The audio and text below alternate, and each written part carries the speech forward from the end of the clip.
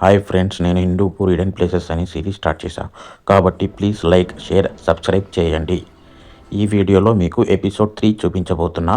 ఎంతో ఇంట్రెస్టింగ్గా ఉంటుంది. పూర్తి వరకు వీడియో చూడండి. ఈ ఎపిసోడ్లో ఒకప్పుడు హిందూపురం నియోజకవర్గంలో ఉన్న పరిగి నిజాం షుగర్ ఫ్యాక్టరీ గురించి చూపించబోతున్నాను. ఇదొకటి మిగిలిందప్ప. ఈడ చూస్తే ఏందో కాంపౌండ్ మాదిరి ఉంది, లోపలంతా ఖాళీగా ఉంది. నాకు తెలిసి ముందు ఇక్కడ షుగర్ ఫ్యాక్టరీ ఏదన్నా ఒక డిపార్ట్మెంట్ ఉండేదేమో, ఆఫీసు యూనిట్ మాదిరి. ఇదొకటి మిగిలింది ఈడ. ప్రస్తుతం నేను హిందూపురం మడకశిర రోడ్లో ఉన్న పరిగి అనే గ్రామానికి వచ్చాను. ప్రస్తుతం ఈ గ్రామం పెనుగొండ నియోజకవర్గంలోకి చేరింది. నేను ఇప్పుడు మడకశిరకు వెళ్ళే డైరెక్షన్లో ఉన్నాను. ఆ రోడ్డు నుంచి కుడివైపు తిరిగితే నాకు పెద్ద పెద్ద శిథిలాలు కనిపించాయి. చాలా పెద్ద ఏరియాలో. అవి ఏమి అని స్థానికుల్ని ఆరా తీస్తే అది ఒకప్పటి నిజాం షుగర్ ఫ్యాక్టరీ అని స్థానికులు తెలిపారు.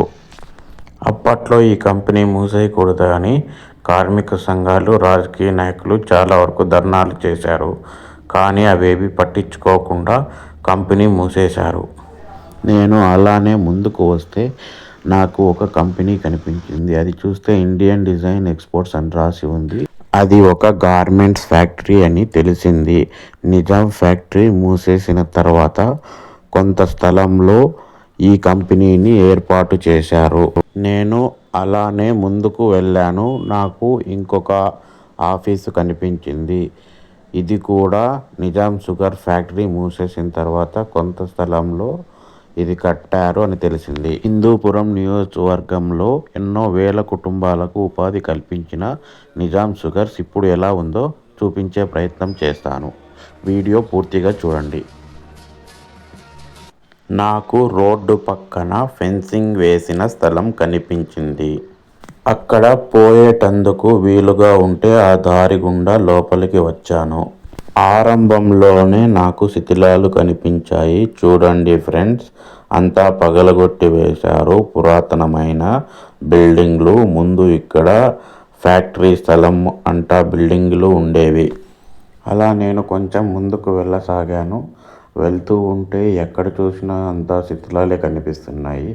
చూడండి, ఇక్కడ అసంపూర్తిగా పగలగొట్టిన ఒక రూమ్ కనిపించింది. అలాగే ముందుకు వెళ్ళాను. ఇది మళ్ళీ శిథిలాలే కనిపిస్తున్నాయి. చాలా పెద్ద ఏరియా అంతా శిథిలాలే ఉన్నాయి. ఒకప్పుడు ఓ వెలుగు వెలిగిన ఈ ప్రాంతం, చుట్టూ కార్మికులతో నిండిపోయిన ఈ ప్రాంతం ఇలా నిర్జీవంగా పడి ఉన్నదాన్ని చూసి నాకు చాలా బాధగా అనిపిస్తుంది ఫ్రెండ్స్. ఒకసారి ఈ ఫ్యాక్టరీ చరిత్ర పరిశీలిస్తే ఈ ఫ్యాక్టరీని 1977లో నిర్మించారట. ఆ తర్వాత 20 ఏండ్లు బాగా సాగింది ఫ్రెండ్స్ దీని వ్యాపారము. కానీ కంపెనీ వారు లాస్ వస్తుంది అని 1998లో ఈ కంపెనీని రేణుకా షుగర్స్ అనే కంపెనీకి అమ్మేశారు. వాళ్ళు ఇక్కడ పార్ట్లన్నీ పీకేసి కర్ణాటక ప్రాంతంలోని బెలగాం ఏరియాకి ఈ కంపెనీని షిఫ్ట్ చేశారని చరిత్రకారులు చెబుతున్నారు. అలానే నేను ముందుకు సాగాను. ఏది కనిపిస్తుందో అని. అక్కడ ఏదో మిగిలిపోయిన ప్రాంతంలా ఉంది. ఒకసారి ముందుకు వెళ్ళి చూద్దాము ఫ్రెండ్స్. ఇలా వెళ్తే నాకు ఏదో కాంపౌండ్ ఉన్న ప్రాంతం కనిపించింది. అన్నీ పగలగొట్టారు కానీ ఎందుకో ఈ కాంపౌండ్ని మాత్రం పగలగొట్టలేదు. ఈ కాంపౌండ్ అలానే వదిలేశారు. దీన్ని చూస్తుంటే నాకు తెలిసి ఇక్కడ ఈ కాంపౌండ్లో ఒక ఆఫీసు ఉన్నట్టు అనిపిస్తోంది నాకు తెలిసి ఈ కాంపౌండ్ ఉన్న ప్రాంతం అంతా ఏదో ఒక డిపార్ట్మెంట్ ఉంటుంది. ఈ షుగర్ ఫ్యాక్టరీలో ఇదే ఒక సపరేట్ డిపార్ట్మెంట్ అని అనిపిస్తుంది నాకు ఈ కాంపౌండ్ ఉన్న ప్రాంతం చూసిన తర్వాత. అలాగే ముందుకు సాగాను. ఇంకా అంతా ఖాళీ ప్రాంతమే కనిపిస్తుంది. ఇది అంతా 133 ఎకరాలు ఉన్న స్థలం. ఎటు చూసినా శిథిలాలే ఫ్రెండ్స్. ఇక్కడి నుంచి చూస్తే అక్కడ ఏదో కనిపిస్తుంది.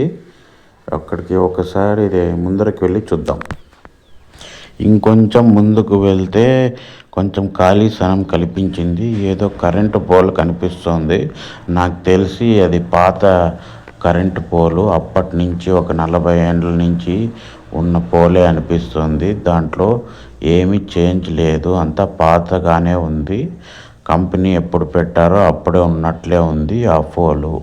స్థానికులు చెప్పిన ప్రకారం ఇప్పుడు ఈ శిథిలాలు ఉన్న ఖాళీగా ఉన్న ఈ స్థలాన్ని రియల్ ఎస్టేట్ వారికి అమ్మేసి సైట్ల ప్రకారం చేసి అమ్ముతున్నారు అని తెలిసింది ఫ్రెండ్స్.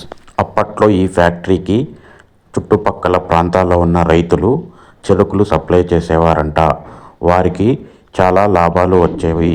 దగ్గరలోనే షుగర్ ఫ్యాక్టరీ ఉంది అని వాళ్ళు చాలా సంతోషించి చాలామంది రైతులు చెరుకే కల్టివేట్ చేసేవారంట.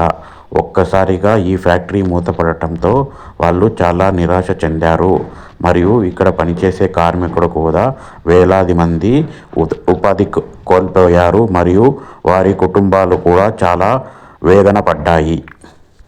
జి. గణేష్ అనే అతను మరో 48 మందితో కలిసి హైకోర్టులో నిజాం షుగర్ ఫ్యాక్టరీపై పిటిషన్ దాఖలు చేశారు. ఆ పిటిషన్ ప్రకారం ఇండస్ట్రీ మొదలుపెట్టినప్పుడు భూసేకరణ జరిగినప్పుడు ఈ భూమిని ఇండస్ట్రీ అవసరాల కోసమే తీసుకున్నారని, కాబట్టి ఇప్పుడు ఒకవేళ కంపెనీ తీసేసిన దానిని ఇండస్ట్రీ పరంగానే యూజ్ చేసుకోవాలని, సైట్లకి రియల్ ఎస్టేట్ అవసరాలకు వాడుకోకూడదని, మరియు ఈ కంపెనీ ఇక్కడి నుంచి తరలించకపోరాదని, ఇదే ఊరిలోనే కొనసాగాలని ఆయన పిటిషన్లో కోరుకున్నారు.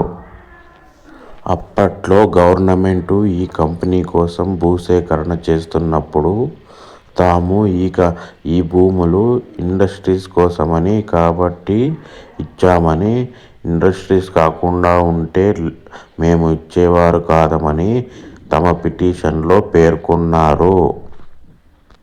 ఇది ఏమాత్రం సమంజసం కాదని వారు చాలాసార్లు వాదించారు. మళ్ళీ కొన్ని రోజుల తర్వాత హైకోర్టు ఈ విధంగా తీర్పు ఇచ్చింది. ఒక్కసారి ల్యాండ్ ఓనర్స్కి కంపెన్సేషన్ ఇచ్చి వాళ్ళతో తీసుకున్న భూమికి వాళ్ళకి ఇంకా ఎటువంటి హక్కు ఉండదు. కాబట్టి ఆ భూమిని ఫ్యాక్టరీ నుంచి తిరిగి వాళ్ళకి ఇవ్వలేము అని స్పష్టం చేసింది. కంపెనీ ఇష్ట ప్రకారం వాళ్ళు ఆ భూమిని రియల్ ఎస్టేట్ సైట్లుగా మార్చుకొని అమ్మేసుకోవచ్చని హైకోర్టు సూచించింది. కాబట్టి ఇందులో ఎవరు అడ్డుదూర్చకూడదని చెప్పింది. నేను అన్నీ చూసుకొని కంప్లీట్ చేసి వచ్చి హిందూపురం వైపు వెళ్ళే రోడ్డు పక్కన వచ్చి నిల్చున్నాను. చూస్తే ఇక్కడ కూడా చాలా శిథిలాలు కనిపించాయి. ఇక నేను హిందూపురం బయలుదేరాను.